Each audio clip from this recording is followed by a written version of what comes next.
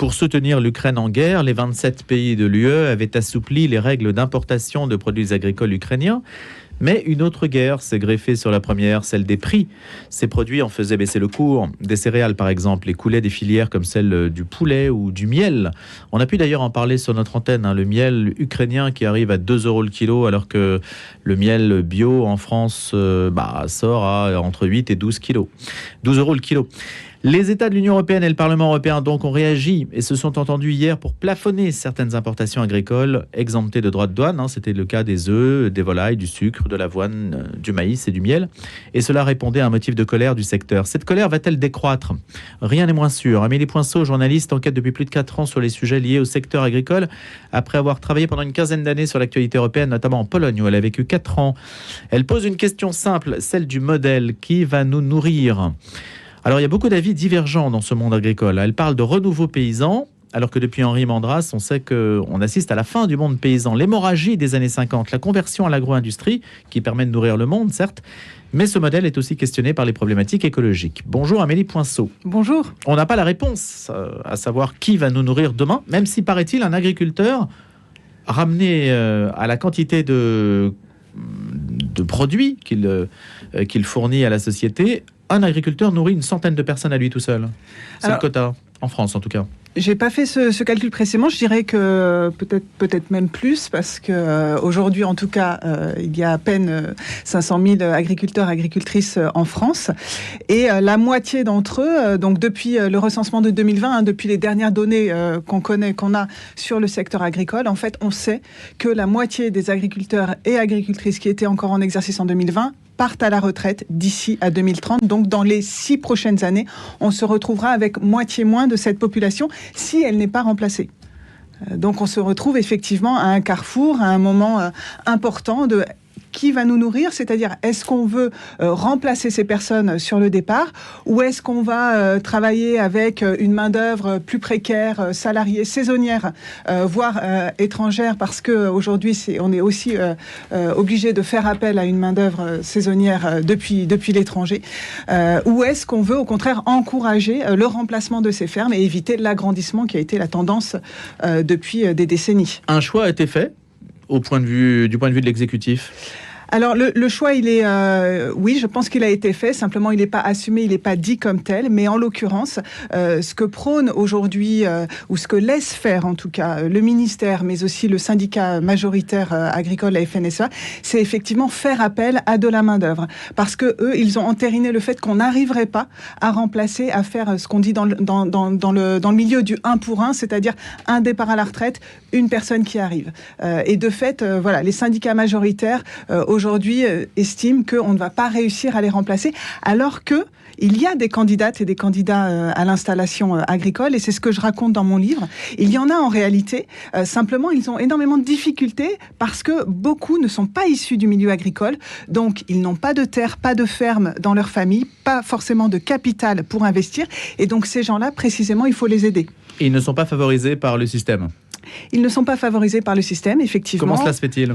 Cela se fait parce que jusqu'à présent, le milieu agricole était un peu seul à bord pour décider, et on était plutôt dans un schéma d'auto-reproduction en fait, les fils d'eux reprenant la ferme des parents, et c'est effectivement le schéma que décrivait Henri Mandras déjà à l'époque. Est-ce que l'hémorragie donc qui se poursuit dans le monde agricole ne va pas favoriser la concentration déjà très forte du secteur? Finalement, les terres vont être prises par des gros qui vont mettre des salariés sur ces terres pour les faire fonctionner. Oui, tout à fait. C'est effectivement le risque. Et ce serait, une tendance qui ne serait pas du tout en cohérence avec les enjeux écologiques d'aujourd'hui. Précisément, aujourd'hui, si on veut répondre aux questions environnementales et au changement climatique et à l'effondrement de la biodiversité, en réalité, c'est pas de gigantesques fermes dont on a besoin. C'est pas de gigantesques élevages, d'élevage en bâtiment, etc., et d'immenses fermes et de grands terrain. Au contraire, c'est de petites fermes dont on a besoin, de circuits courts, de vente directe, et c'est cela, des fermes insérées dans des territoires qui respectent leur écosystème, voire qui les entretiennent et qui les redéveloppent. C'est ça dont on a besoin, donc plutôt des petites fermes. Mais on va vous répondre, Amélie Poinceau, que en fait, ces petites fermes, c'est à l'inverse du modèle économique qui permet de rivaliser à l'échelle planétaire. excédentaire, c'est-à-dire de faire des gros producteurs, la France étant un pays excédentaire encore du point de vue agricole. Et si on fait du localisme et des petites fermes, en fait, on ne peut pas rivaliser parce que les gros producteurs, comme le Brésil, comme les États-Unis, eh bien, produiront toujours plus que nous.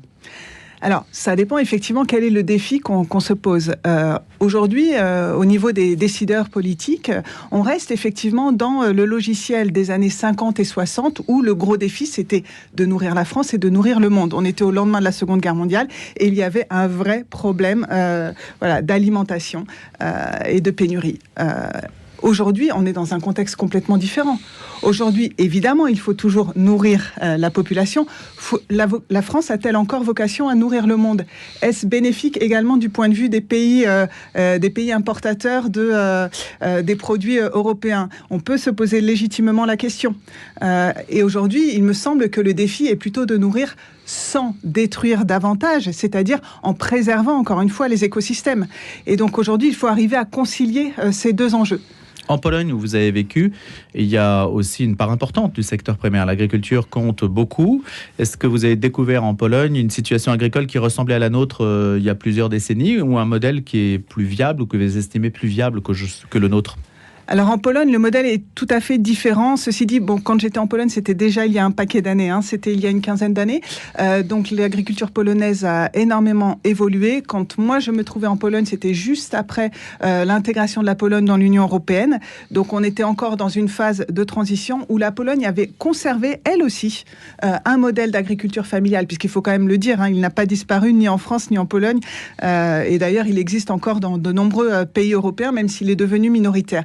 Et la Pologne, il y a effectivement ces deux agricultures. Et je pense que ces 15 dernières années, l'agriculture intensive s'est beaucoup développée. Et l'agriculture polonaise a été énormément bénéficiaire aussi de la PAC, la politique agricole commune, donc la politique européenne et ses importantes subventions.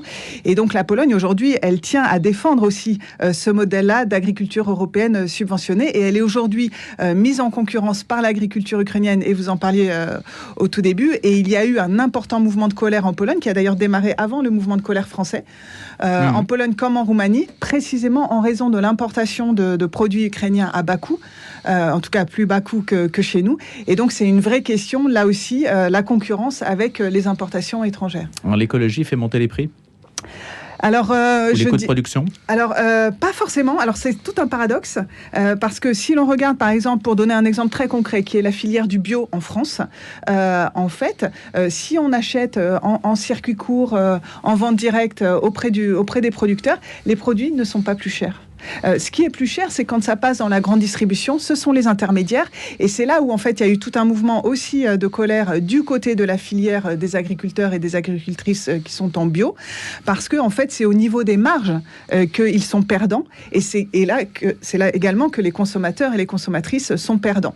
Mais en fait, si vous allez, alors c'est plus difficile dans les grandes agglomérations, évidemment, mais si vous êtes dans un territoire rural et que vous n'êtes pas très loin d'un marché de producteurs, vous pouvez souvent trouver des produits de très grande qualité à prix inférieur à ce qu'il peut y avoir dans la grande distribution. Griller, court-circuiter la grande distribution, c'est ça le rêve, Alors, le rêve, je ne sais pas, mais en tout cas, ce que je raconte dans mon livre, c'est précisément des gens qui ne passent pas par la grande distribution, ou en tout cas, parce qu'il y a quand même différents cas, j'ai voulu raconter l'hétérogénéité aussi du monde agricole, mais en tout cas, ce que j'ai pu constater à travers les histoires que je raconte, c'est qu'en général, ceux qui s'en sortent le mieux, ce sont ceux qui arrivent à se regrouper en petits collectifs et qui maîtrisent complètement leurs coûts et leur prix de vente.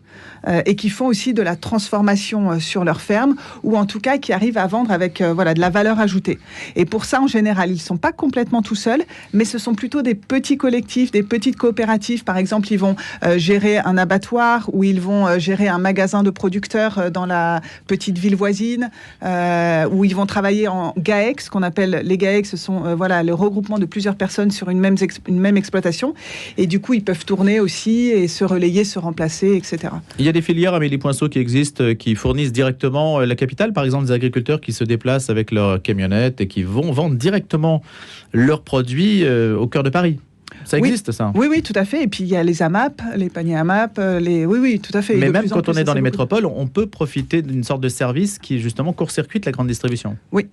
Oui, oui. Après, dans les grandes métropoles... Ce sont des filons, un peu. Oui, oui. Après, dans les grandes métropoles, je dirais que, malgré tout, et pour ce qui est de Paris, en l'occurrence, il y a un prix qui est forcément supérieur à ce qu'on peut trouver en province. Alors, vous racontez notamment l'histoire de Fanny et d'Yvan. Est-ce que vous pouvez esquisser quelque peu ce dont il s'agit et qui montre qu'il y a une sorte de parcours du combattant, un long cauchemar même? Oui, alors dans le cas de Fanny et Yvan, qui se trouvent en Haute-Garonne, pas très loin de Toulouse, en fait, ils ont fait l'acquisition d'une petite ferme qui était autrefois une ferme familiale, et comme beaucoup de fermes familiales, en fait, la dernière génération n'a pas repris. Et eux, ils ne viennent pas du milieu agricole, précisément. Elle est apicultrice, et lui, il fait des semences bio, donc ils n'avaient pas besoin d'énormément de surface. Et le terrain qu'ils achètent avec la maison, en fait, il est revendiqué par un agriculteur voisin qui, lui, a des grandes surfaces céréalières, qui est dans l'agriculture intensive avec force produits chimiques et irrigation, et qui n'est pas du tout dans le même modèle qu'eux. Mais le problème, en fait, est que ce monsieur revendique l'usage de ces terres parce qu'il en a été locataire auprès du précédent propriétaire auparavant. Et donc, il y a toute une procédure qui va jusqu'en justice et qui va prendre des années pour que Fanny et Yvan puissent bien récupérer ce terrain-là, qui est en réalité tout petit. Hein. C'est vraiment une histoire qui montre aussi l'absurdité parfois des démarches administratives auxquelles sont confrontés les gens qui s'installent. Et comment ça s'est terminé? Et ça s'est bien terminé pour eux. Ça s'est terminé en réalité il y a peu de temps. En septembre, ils ont eu la procédure, le résultat de la procédure en appel. Et donc aujourd'hui, ils sont bien installés. Ils peuvent enfin dormir sereinement. Donc on a l'illustration en fait que ce n'est pas si simple que cela de s'installer à la campagne. Hein. Pas du tout. Surtout quand on a un projet agricole qui sort un peu des clous dans un... Ça dépend des endroits. Mais là, en l'occurrence, ils étaient vraiment entourés de gens qui n'étaient pas forcément favorables à un couple de néos qui sont en bio, font du miel. Enfin, on était sur un peu un contre-modèle par rapport à ce qui les entoure. Mais toutes les campagnes ne se ressemblent pas. On ne peut pas faire de généralité à partir d'un cas, mais en tout cas, moi, ce que je raconte aussi dans le livre, c'est des endroits où, au contraire, il peut y avoir une émulation et des jeunes attirant d'autres jeunes et des projets, alternatifs ou en tout cas écologiques en attirant d'autres, etc. Et après, il y a des endroits où, justement, ça se cumule et ça se développe. Il y a des territoires qui se repeuplent. Alors, qui se repeuple, j'irai peut-être pas jusque-là, encore que, par exemple, j'ai un exemple également dont je parle dans l'ouvrage, qui est le Larzac, dans l'Aveyron, qui a une longue histoire de lutte et de défense des terres agricoles, et où là, en fait, en réalité, il y a beaucoup de jeunes agriculteurs et agricultrices qui cherchent à s'y installer.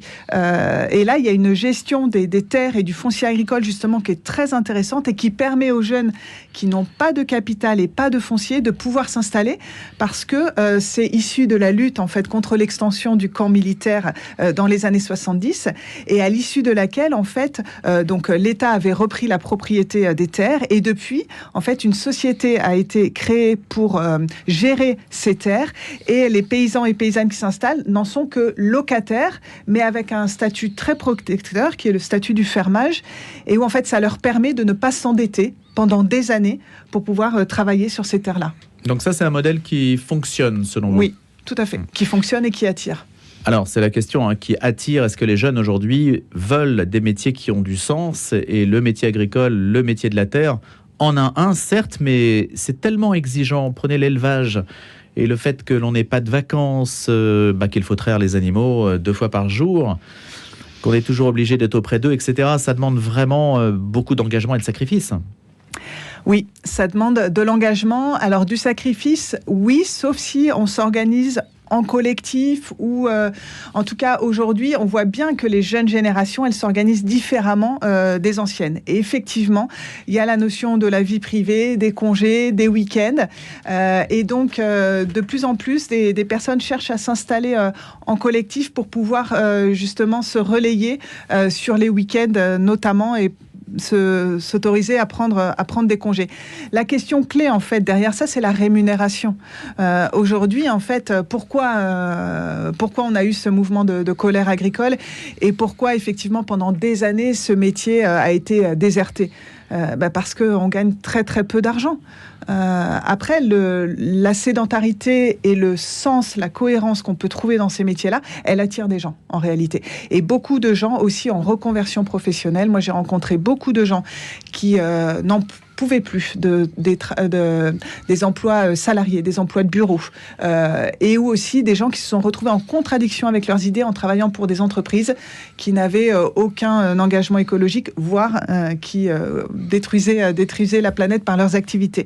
Donc il y a dans le métier agricole en fait une cohérence que beaucoup de gens recherchent, et beaucoup de gens dans des parcours de bifurcation se tournent aujourd'hui vers ces métiers-là, et on a envie pour certains en fait de métiers manuels. C'est aussi quelque chose qui peut être tout à fait noble, et c'est des métiers auxquels il faut redonner leur noblesse. Mais cela, bien sûr, vous avez parlé au tout début de la démographie agricole et du fait que la moitié de la population actuelle dans les 6 ans aura sans doute passé la main, et ne sera peut-être pas remplacée. On a du mal à évaluer ce que sera ce taux de remplacement précisément, s'il y aura une émulation suffisante pour que les exploitations soient reprises. Oui, alors actuellement, et notamment dans le cas breton que j'étudie aussi dans le livre, et qui est un cas quand même exemplaire, tant l'agroalimentaire breton a fait des dégâts sur l'environnement, et donc la question se pose là du renouvellement, et actuellement on est à peu près au remplacement de 1 pour 3 départs. Et donc il y a clairement beaucoup d'acteurs du milieu qui s'alarment aujourd'hui, et aujourd'hui même le conseil régional breton s'alarme de ça. Ils ont organisé des états généraux de l'agriculture il y a 2 ans à peu près, et il y a en tout cas une stratégie qui est dessinée. Après, il faut voir concrètement ce que ça va donner, mais il y a vraiment là une prise de conscience politique qu'on ne peut pas continuer à laisser faire ce départ. Et en Normandie également, où l'élevage laitier est très important, là aussi en ce moment il y a des gens qui se regroupent, des éleveurs, des éleveuses qui sont sur le point de partir à la retraite, et puis qui essayent d'aller à la rencontre des jeunes, et y compris des jeunes non issus du milieu, pour justement empêcher qu'il y ait des départs sans remplacement. On n'a pas réussi, Amélie Poinceau, à trouver une solution sur justement la rémunération. Les prix planchers ne satisfont pas en règle générale, puisque ça bloque le marché d'une certaine façon. Ce sont des prix un peu administrés, des prix automatiques. Donc quelle est la solution pour qu'ils soient correctement rémunérés ? Est-ce qu'il y en a une ? Moi, je ne suis pas politique, je n'ai pas forcément la solution à tout. Ce que j'esquisse dans mon livre, ce sont des pistes et effectivement des exemples peut-être à reproduire et à multiplier. En tout cas, concernant la rémunération, il me semble que le prix plancher n'est pas du tout une idée absurde. Et en fait, à l'origine, la PAC, la politique agricole commune, elle contrôlait davantage les marchés. C'était ça, en fait, le principe à l'origine de la PAC. Et ensuite, ça s'est transformé, notamment au cours des années 90, en une politique de subvention. Mais en fait, davantage réguler le marché n'est pas du tout une idée absurde, et certaines filières de production évaluent déjà, et c'est notamment le cas du CNIEL, la filière du lait, évaluent déjà les coûts de production, et donc à partir de là, on a une estimation de ce que devrait être la rémunération. Si on prend le coût de production et ensuite ce que l'agriculteur ou l'agricultrice doit se dégager comme revenu, on a une idée de ce que l'on devrait payer. Ça ne paraît pas difficile à mettre en place quand on y pense comme ça. On se dit, ça coûte tant, prix de revient, et voilà, mon prix, je le fixe. Et pourtant, on n'arrive pas justement à corriger ce déséquilibre entre la grande distribution et les agriculteurs. Malgré la loi Egalim. La loi Egalim, normalement, doit et elle n'était pas respectée jusqu'à présent. Là, le gouvernement a promis une nouvelle loi Egalim d'ici l'été. On va voir. Qui dira quoi ? Ça, j'aimerais bien le savoir. C'est surtout le problème ensuite de la faire respecter. Et en fait, là où ça se joue, vous l'avez dit, c'est avec la filière de la grande distribution. En fait, là, il y a de toute façon une inégalité énorme entre la position du producteur, de la productrice, et puis ces énormes acteurs économiques. Et puis, il y a tout un tas d'acteurs tout au long de la chaîne, en fait. Et au final, ça n'a jamais été les agriculteurs et les agricultrices qui ont gagné le plus d'argent dans toute cette chaîne.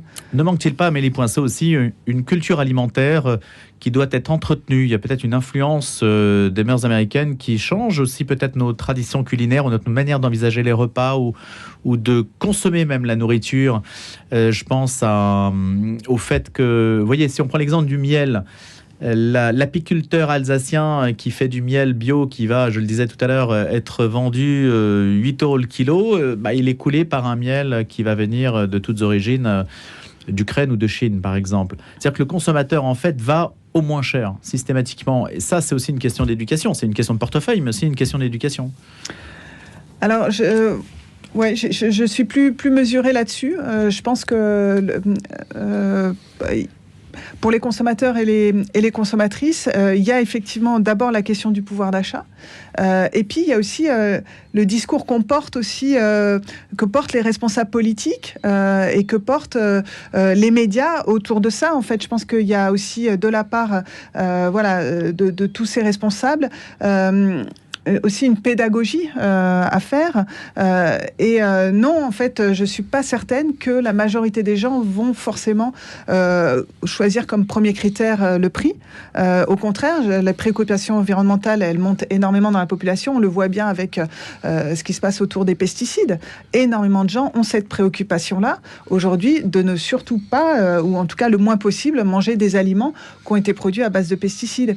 Et ce qu'on voit aussi, c'est de la part des communes, parce que bon, je porte une critique assez forte concernant les décideurs politiques au niveau national, mais après, ce qu'on observe au niveau des communes, et je le raconte aussi dans mon livre, au niveau des collectivités locales, c'est qu'il y a de plus en plus d'élus qui, précisément, cherchent à développer de l'alimentation, à mettre en place de l'alimentation de qualité dans les cantines, dans les maisons de retraite, dans les crèches, etc. Et ça se développe énormément. Et c'est là qu'on voit également que c'est pas plus cher en réalité de fournir ce genre de repas. Et qu'il peut y avoir aussi des tarifs en fonction des revenus des familles, que tout ça en fait est une question sociale et que ça peut être réparti aussi par la collectivité. Ce modèle a été pensé, donc il y a la possibilité de mettre en place quelque chose de mieux-disant. Tout à fait. On a les moyens, on a 9 milliards d'euros d'argent public par an grâce à la PAC pour justement financer notre agriculture. Pourquoi ne pas l'affecter de manière un peu plus cohérente par rapport aux enjeux environnementaux et aider davantage les fermes qui sont justement dans des modes de production écologiques. Et donc aider les jeunes à s'installer, ça c'est une première question. Ouais. Et puis développer des circuits vertueux pour la consommation de nourriture massive, type les cantines. Oui. Ce qui n'est pas le cas aujourd'hui. C'est vrai qu'il y a des marges parfois tout à fait éhontées quand même entre ce que l'on paye et ce qu'il coûte réellement d'un repas dans une cantine. Amélie Poinceau, aujourd'hui, la France a encore un excédent alimentaire. Ce sera ma dernière question, mais ça diminue à l'exportation. On sent que la France a plus de mal à exporter. Est-ce qu'il y aura un point de bascule qui amènerait à repenser notre modèle? Qu'est-ce qui ferait qu'on repenserait le modèle très rapidement? La France reste une exportatrice nette, elle reste une des plus grandes puissances agricoles au monde, donc je ne suis pas du tout inquiète de ce point de vue-là. Encore une fois, je pense que la question est de savoir quel agriculteur on veut pour demain et on veut dès aujourd'hui. Mais c'est tiré par le modèle de l'agro-industrie aujourd'hui. Voilà, c'est toute la question. Merci Amélie Poinceau autour de cette question. Qui va nous nourrir, publié chez Actes Sud. Je vous remercie, je rappelle que vous êtes journaliste, à bientôt.